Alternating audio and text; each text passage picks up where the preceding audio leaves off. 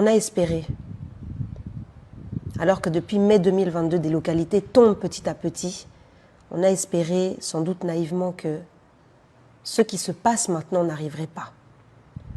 On a espéré que les forces armées rwandaises, avec leurs M23, leurs alliés ougandais, leurs alliés kenyans, et bien sûr tout ça au service des officines occidentales, n'arriverait pas jusqu'à certaines villes stratégiques de notre pays.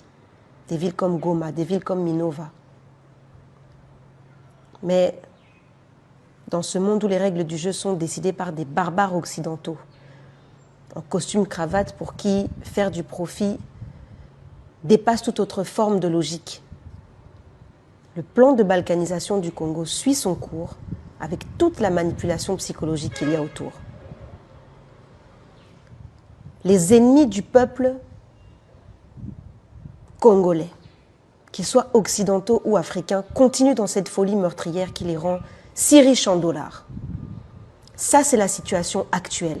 Et aujourd'hui, on sait que peu importe qu'en dehors du continent africain, les gens soient au courant du système très bien ficelé d'oppression que les Congolais doivent subir aujourd'hui, la seule solution que nous avons, nous Congolais, elle demeure en nous-mêmes. La guerre, on doit la mener sur tous les fronts. Ceux qui peuvent descendre sur le terrain, qui peuvent se battre, qui peuvent mettre l'uniforme, qui peuvent rejoindre les mouvements patriotiques avec leur cœur, avec leur amour pour le pays, faites-le. La guerre, elle est aussi communicationnelle. Il faut absolument qu'on travaille pour mobiliser l'opinion publique, congolaise avant tout. Parce qu'à Kinshasa, il y a des gens qui ne se sentent même pas encore concernés par ce que nous sommes en train de vivre aujourd'hui. Il faut également mobiliser l'opinion publique africaine. Le problème du Congo concerne tout le continent. À toutes les puissances africaines, il nous faut aujourd'hui des armes pour repousser l'ennemi. L'ennemi immédiat. Si vous comprenez la complexité de la crise congolaise, vous comprenez à quel point vous devez vous impliquer aujourd'hui. Il faut aussi des armes d'une autre forme pour combattre ces ordures qui, depuis leur petit bureau doré en Occident, organisent le chaos congolais à distance. Bien loin des fronts de guerre. Chacun peut aider. Chaque citoyen, partout où il est dans le monde, peut aider. Il y a plusieurs organisations aujourd'hui qui récoltent des fonds pour avoir de l'eau, des serviettes hygiéniques, des abris.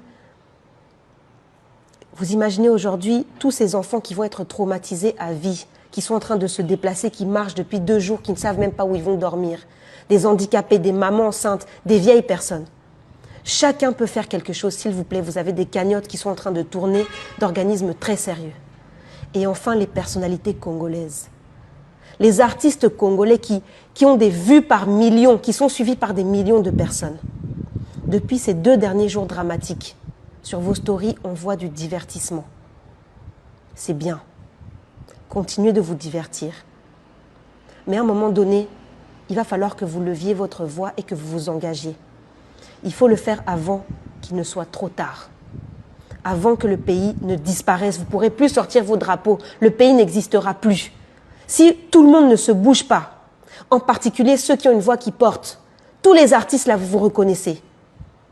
Il est temps de communiquer. Il est temps de faire bouger le monde. Il est temps de faire comprendre qu'on est en train de vivre une crise inacceptable. Parce qu'avec votre voix, vous pouvez lever la population congolaise en elle-même. Parce que c'est ça dont on a besoin. Lever la population congolaise.